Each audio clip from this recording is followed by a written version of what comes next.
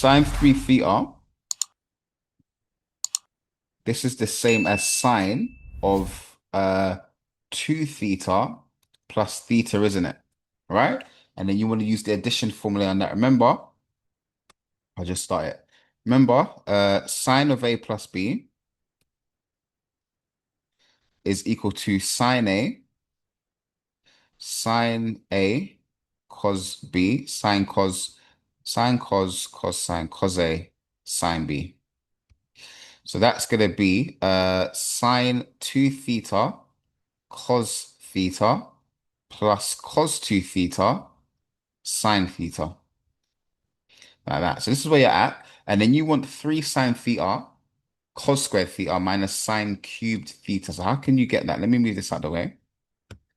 So that's going to be equal to that one we can change to be 2 sine theta cos theta. And then we've got another, remember, this one is that one that we've got a cos theta there. So just be careful. And then we've got cos 2 theta times sine theta. Now, how can we get that? Well, we want sine cubed, don't we? But we also want uh, a sine with a cos squared. So what I would do is maybe use the first one, cos squared theta minus sine squared theta, and then times that by sine theta, like that.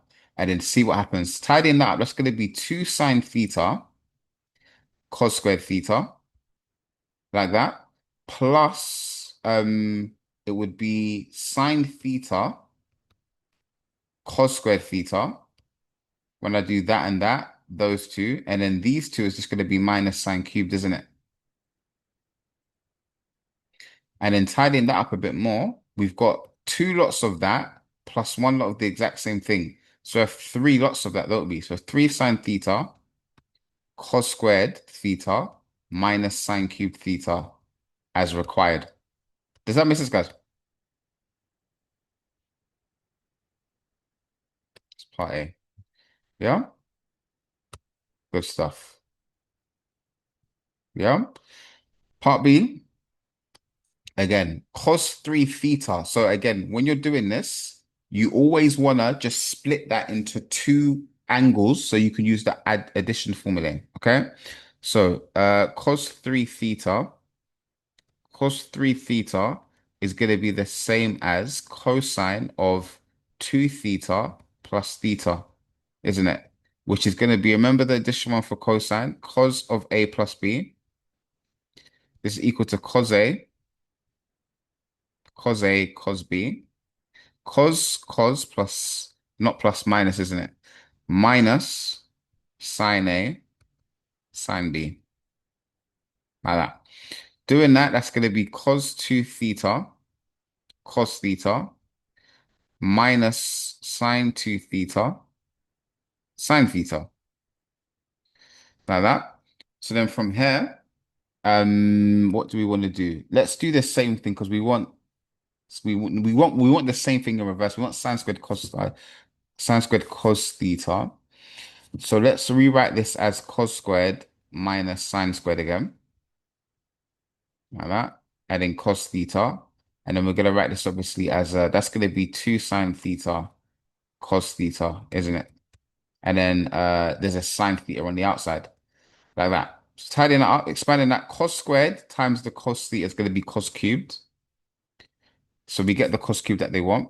And then we've got minus sine squared theta cos theta. And then now we have here, we've got a minus, we've got a 2, we've got sine squared theta, and then we've got a cos theta. And then tidying that up, we're going to have cos cubed theta minus 3 of those, isn't it? Sine squared theta, cos theta as required. So as you can see, you get those identities by using the first one, cos squared minus sine squared. Does that make sense, guys? You guys happy with A and B? How do you know when to use the double angle formula on the addition or the addition formula? So, good question. So, with it's like a combination. This type of question here has a combination of both. So, for example, it's like a key trick here.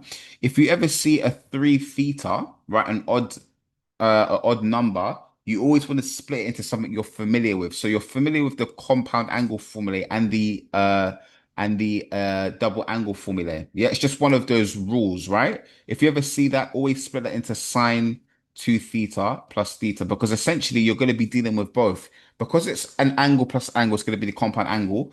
Since one of those angles is a 2 theta, you're going to be using the double angle formula as well. So with these types of questions specifically, you're actually doing a combination of both. Does that make sense?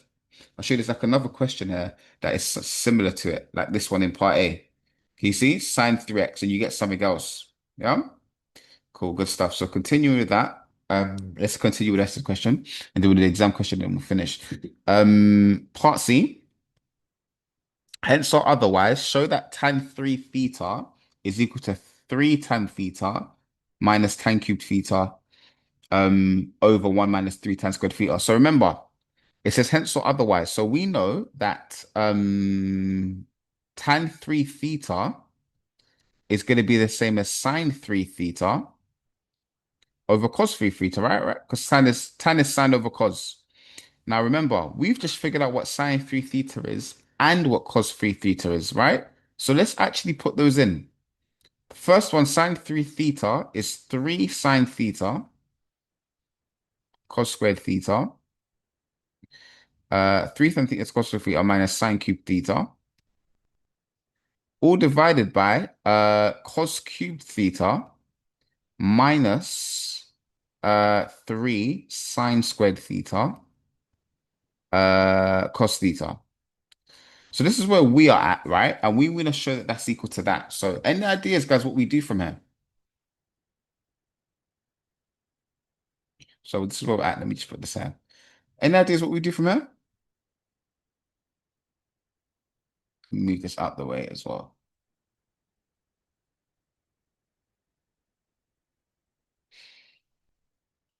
Oh, now the internet's working. Now the internet's working. What a joke. But yeah. Any ideas, guys? How could we get that? Well, for me, when I look at it, right? What I see here is that I've got a tan cubed theta, right?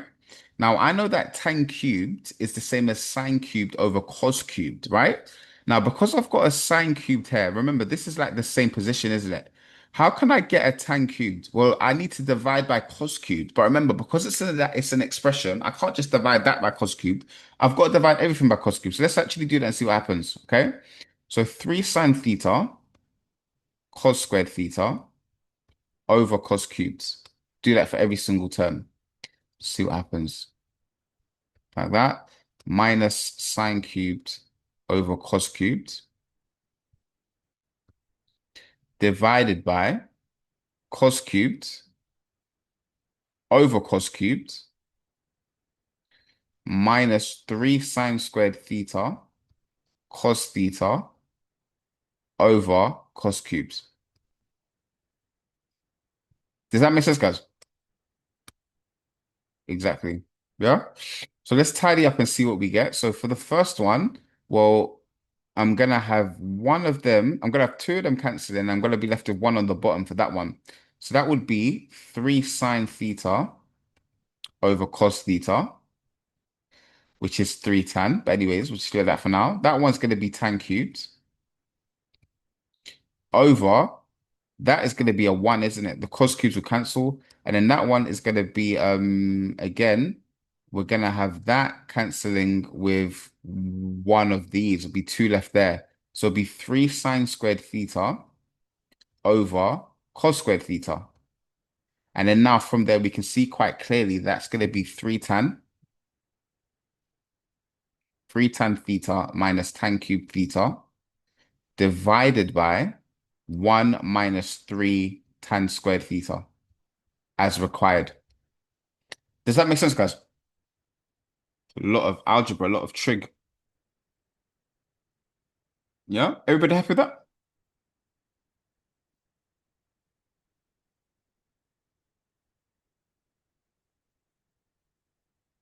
Yeah? Okay. Now the next one, it says, given that theta is acute and cos theta is a third, show that tan 3 theta is 10 root 2 over 23. So how do we do these types of questions when they give us that bit of information, right? They've told us that cos theta, they've told us that theta is acute, right? That means that the angle's between 0 and 90. So what we'd want to do is say, well, fine, let's draw a right angle triangle like that. The angle's acute, so we can do that. Theta's there. Cosine is equal to a third, right? SOHCAHTOA. Cosine is the same as the adjacent over the hypotenuse. So what that's telling me is that the adjacent is 1 and the hypotenuse is 3. So the adjacent would be there, the hypotenuse would be there. We can get the opposite just by doing Pythagoras. This one here is going to be the square root of 3 squared minus 1 squared, isn't it? Which is 9 minus 1, which is the square root of 8, which is 2 root 2, isn't it? So that's going to be a 2 root 2 there. Does that make sense, guys? We happy with that?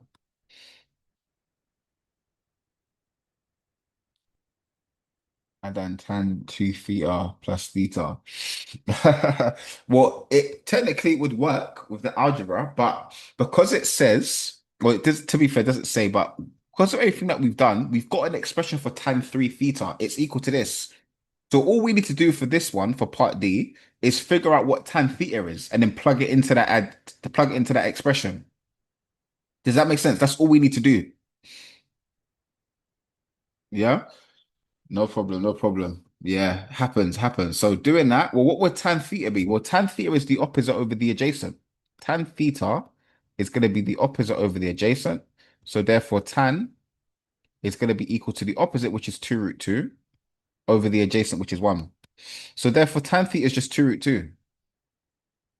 So literally just put 2 root 2 into each of these and then see what you get. So it's going to be tan 3 theta is going to be equal to 3 times tan theta, which is 2 root 2, 2 root 2, minus, and then 2 root 2, I'm writing 3, so my bad, all cubed, over 1 minus 3 of 2 root 2 all squared.